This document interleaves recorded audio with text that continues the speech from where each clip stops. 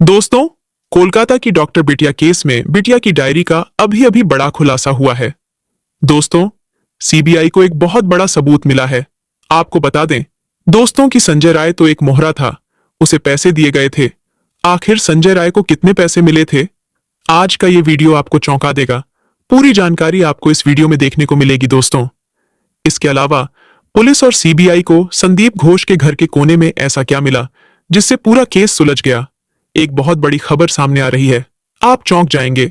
बिना स्किप किए हुए पूरा वीडियो देखिएगा दोस्तों। सारे गवाह और सबूत मिलने अब सीबीआई के हाथ लग गए हैं। अब दरिंदों को कोई नहीं बचा सकता फांसी के फंदे से। नमस्कार दोस्तों, एक बार फिर से स्वागत है आप सभी का एक नए अपडेट के साथ। दोस्तों, कोलकाता केस में बिटिया की डायरी चेक की गई, जिसे देखने के बाद सीबीआई हक्की बक्की रह गई। संदीप घोष के घर के बेसमेंट में जो मिला, उसे देखने के बाद आपके पैरों तले जमीन खिसक जाएगी। अभी अभी एक बहुत बड़ा खुलासा, बड़ी ब्रेकिंग न्यूज। कोलकाता केस में एक ऐसी खबर सामने आ रही है जिसने सीबीआई के पैरों तले जमीन हिला दी है। आखिर कैसे सीबीआई को इस बात की जानकारी क्यों नहीं लगी?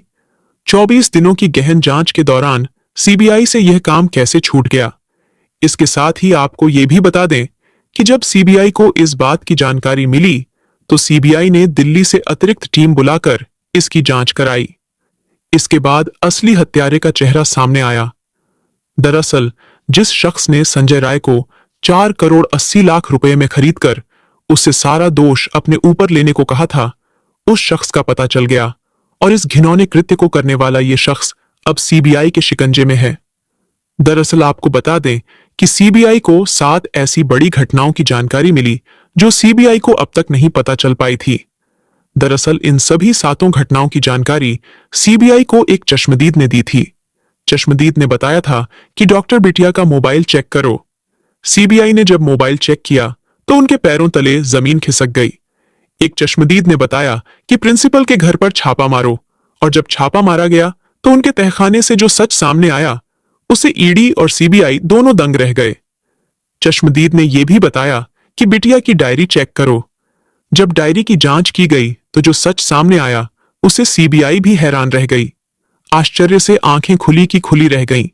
दरअसल सीबीआई 22 दिनों से इन सब चीजों की जांच कर रही थी, लेकिन उसके हाथ ये सब कुछ नहीं लगा, क्योंकि संजय रॉय को सीबीआई के सामने खड़ा कर दिया गया था और संजय रॉय सब कुछ कबूल कर रहा था।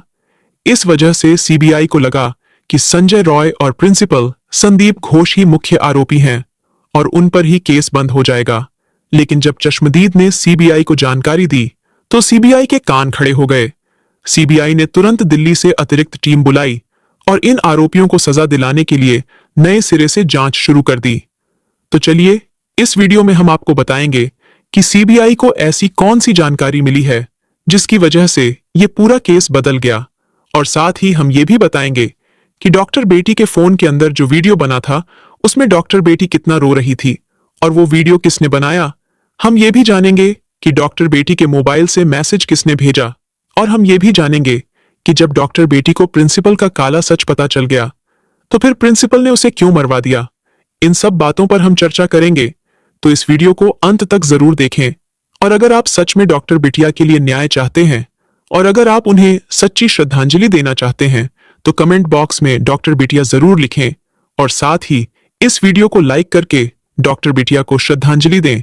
आपके लाइक करने से आपका कुछ नहीं जाएगा, बल्कि आपके ऐसा करने से डॉक्टर बिटिया को श्रद्धांजलि मिलेगी और उन्हें उन दरिंदों को पता चलेगा कि भारत के करोड़ों लोग उन अपराधियों के खिलाफ आवाज बुलंद कर रहे हैं और साथ खड़े हुए हैं।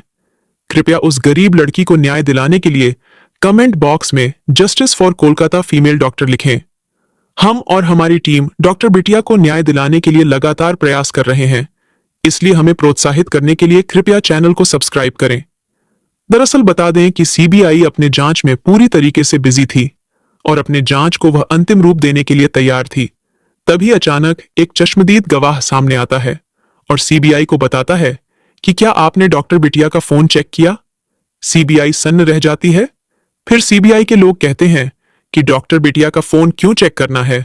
चश्मदीद गवाह ने कहा, जरा आप एक बार चेक करिए।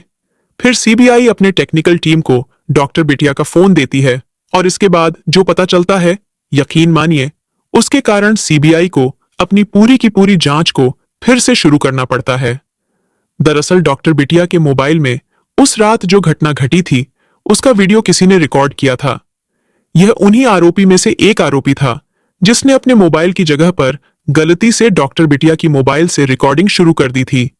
दरअसल डॉक्टर बिटिया का जो मोबाइल था और जो आरोपी का मोबाइल था, वह दोनों एक ही मॉडल के थे, जिसके कारण वह आरोपी अपने मोबाइल की जगह पर डॉक्टर बिटिया के मोबाइल से रिकॉर्डिंग शुरू कर देता है। और जब उसे पता चलता है कि अरे, ये तो दूसरे के फोन से रिकॉर्डिंग हो गया, तो वह तुरंत उस वीडियो को डिलीट कर देता। लेकिन सीबीआई उस वीडियो को वापस रिट्रीव करा लेती है और इसके बाद जब देखती है तो पूरा का पूरा खेल ही पलट जाता है। सीबीआई को सच में पता चल जाता है कि संजय राय को 4 करोड़ 20 लाख देकर के खरीदा गया है। एक थ्योरी के अनुसार बहुत पहले दावा किया जा रहा था कि संजय राय को फंसाया जा रहा है। संजय राय आरोपी तो है, लेकिन यह मुख्य आरोपी नहीं है। संजय रॉय ने बिटिया के साथ घिनौना काम किया तो था, लेकिन उसके साथ और भी थे। लेकिन सीबीआई को इसके खिलाफ कोई सबूत नहीं मिलता है, इसलिए सीबीआई को लगता है कि लोग ऐसे ही कह रहे हैं। लेकिन जब डॉक्टर बिटिया के मोबाइल को चेक किया जाता है, तो यकीन मानिए, उसमें जब संजय की सच्चाई पता चलती है, तो सीबीआई को यह समझ में आ जाता है कि सच में संजय रॉय को 4 करोड़ 20 लाख रुपए इसलिए दिए गए थे ताकि वह यह पूरे का पूरा जो जघन्य अपराध है, वह अपने सर पर ले ले। तभी तो जब संजय राय को पहली बार पुलिस ने पकड़ा था, तभी संजय राय कह रहा था कि हाँ, मैंने ही अपराध किया है, मुझे सजा जल्दी से जल्दी दो और मामला खत्म करो। तब भी पुलिस ने एक बार सोचा था कि आखिर संजय रॉय एक ही बार में अपराध को कबूल कैसे कर लिया। अभी तक तो हमने जांच भी नहीं किया, फॉरेंसिक रिपोर्ट भी नहीं आई और संजय राय अपने आप को आरोपी मान लिया। यह इसके पीछे 4 करोड़ 80 लाख बोल रहा था। यही नहीं, एक चश्मदीद गवाह ने यह भी जानकारी दी कि प्रिंसिपल के घर पर छापा मारा जाए। इसके बाद ईडी और सीबीआई मिलकर के प्रिंसिपल के घर मौजूद एक तहखाना जो अंडरग्राउंड में बना हुआ था, उसमें जब छापा मारता है तो यकीन मानिए, जो सामने निकल कर आता है उससे सीबीआई और ईडी दोनों हिल जाती है। दरअसल बता दें कि सीबीआई और ईडी को छापे में मिलता है 2000 कैसेट, जी हां, 2000 cassette, 7 memory card, 2 hard disk और कई करोड़ रुपए और 1 लाख का कैमरा और साथ ही साथ बहुत सारे ऐसे इक्विपमेंट जो यह जघन्य अपराध करने में काम आते हैं। ये सब मिलने के बाद सीबीआई और ईडी तो दंग ही रह गए। इस पूरे केस को अब ईडी भी संभालेगी, क्योंकि इसमें अरबों रुपए का खेल है और 4 करोड़ 80 लाख की रिश्वत की बात की गई है। तो अब इस केस में सिर्फ सीबीआई नहीं बल्कि ईडी भी इन्वॉल्व हो चुकी है। दरअसल बता दें, इसके साथ ही साथ यह भी पता चला कि डॉक्टर बिटिया के उस जघन्य अपराध का सबसे मेन आरोपी जो प्रिंसिपल है, उसके बारे में पहले से पता चल गया था। दरअसल डॉक्टर बिटिया को लगभग 25 दिन पहले यह पता चल चुका था कि प्रिंसिपल संदीप घोष इस हॉस्पिटल में जो ब्लू फिल्म की शूटिंग करता है, वह कहां पर करता है। उसके बाद डॉक्टर बिटिया ने उसके खिलाफ सबूत भी इकट्ठा कर लिए थे और राष्ट्रपति को सौंपने ही वाली थी कि उसके पहले ही उसके साथ यह घिनौना काम हो गया और डॉक्टर बिटिया इस दुनिया को छोड़कर चली गई। अगर डॉक्टर बिटिया आज जिंदा होती तो हमें कुछ और ही स्कैंडल सुनने को मिलता। लेकिन डॉक्टर बिटिया के जाने के बाद कितना दुर्भाग्य है कि उन्हीं का केस आज पूरी दुनिया में हर जगह ब्रेकिंग न्यूज बन रहा है और कौन नहीं इस केस में जानता है। इस केस की बात हर एक इंसान के कानों तक पहुंच चुकी है। यही नहीं, प्रिंसिपल के घर छापा मारने से लेकर बिटिया के घर के मोबाइल को चेक करने के बाद सबसे बड़ी खबर जो निकलकर यह आ रही है कि जो प्रिंसिपल को जो 4 करोड़ 80 लाख दिए गए थे, वह पैसा ट्रांसफर हुआ था संजय राय के पास। इसीलिए संजय राय पहले दिन से ही उन आरोपों को मान रहा था। यही नहीं, सीबीआई ने बताया कि जब हमने प्रिंसिपल के घर पर छापा मारा था, तो जो हमें 2000 सीडी कैसेट मिले थे, उन सीडी कैसेट में हर सीडी कैसेट में एक एक हॉस्पिटल का वह फिल्म रिकॉर्ड करके डाला गया था और साथ ही साथ जो हमें वह मिले थे बहुत सारे मेमोरी कार्ड। उस मेमोरी कार्ड में उन सभी फिल्म का रॉ फुटेज था। दरअसल एक रिपोर्ट के अनुसार पता चला है कि जब भी कोई फिल्म शूट होती थी तो उसे सबसे पहले मेमोरी में डाला जाता था, फिर मेमोरी से रॉ फुटेज एडिटर के पास जाता था, एडिटर उसे एडिट करता था और फिर सीडी कैसेट में डालकर देता था। फिर उसे ब्लैक मार्केट में बेचा जाता था। उसके लिए बोलियां लगाई जाती थीं। इसके साथ ही यह भी पता चला कि अस्पताल के अंदर जो ताजा शव आते थे, चाहे वो लड़की हो या लड़का, उनके साथ घिनौना काम करके उन्हें रिकॉर्ड किया जाता था।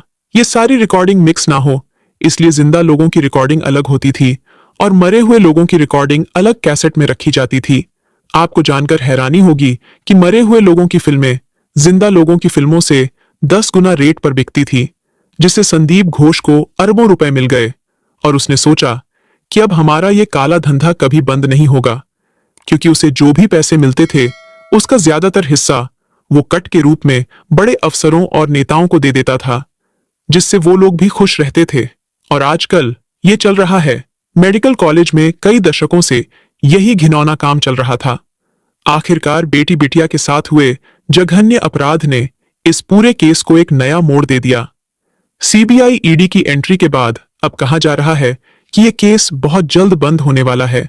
लेकिन बंद करने से पहले आपको बता दूं कि सीबीआई इस केस की एक बार फिर से दोबारा जांच करना चाहती है, क्योंकि ईडी और सीबीआई की छापेमारी से लेकर चश्मदीदों के साथ साथ बेटी के मोबाइल में मिले वीडियो और 4 करोड़ 80 लाख को लेकर जो बातें सामने आईं, ये सब देखने के बाद अब मामला साफ हो गया है कि इसकी दोबारा जांच होना बेहद जरूरी है, क्योंकि इसमें कई ऐसे नाम सामने आ सकते हैं जिनके बारे में शायद अब तक किसी को कोई जानकारी नहीं थी। एक और जानकारी मैं आपको बताना चाहता हूं कि डॉक्टर बेटी के साथ ये घिनौना कृत्य होने से करीब कुछ घंटे पहले एक मैसेज भेजा गया था। उसमें लिखा था कि मां, मैं ठीक हूं, मैंने खाना खा लिया है और अब आराम कर रही हूं और सोने जा रही हूं। इसके बाद सुबह उठकर फिर से ड्यूटी ज्वाइन करूंगी। अगर कोई इमरजेंसी हुई तो हमारे जूनियर मुझे बुलाएंगे, तब तक मैं आराम कर रही हूं। ये मैसेज सुनने के बाद उसके रिश्तेदारों और परिवार के लोगों को राहत मिली और वे सोने चले गए। अब इस बात की भी जांच शुरू हो गई है कि क्या वाकई वह मैसेज डॉक्टर बेटी ने भेजा था या इन आरोपियों में से किसी ने भेजा था। सीबीआई सभी पहलुओं को बहुत ही बारीकी से जांच कर रही है और जैसा कि मैंने कहा कि अब ईडी भी इस केस में इन्वॉल्व हो चुकी है, तो जैसे ही इस केस में जो भी अपडेट आता है हम उसे आप तक जरूर शेयर करेंगे। दोस्तों, इस घटना को बताने का मकसद किसी को ठेस पहुंचाना नहीं है, किसी को परेशान करना नहीं है, बल्कि आपको जागरूक और सतर्क करना है। आप इस घटना के बारे में क्या सोचते हैं? आप इस घटना का मुख्य आरोपी किसे मानते हैं? कमेंट बॉक्स में जरूर बताएं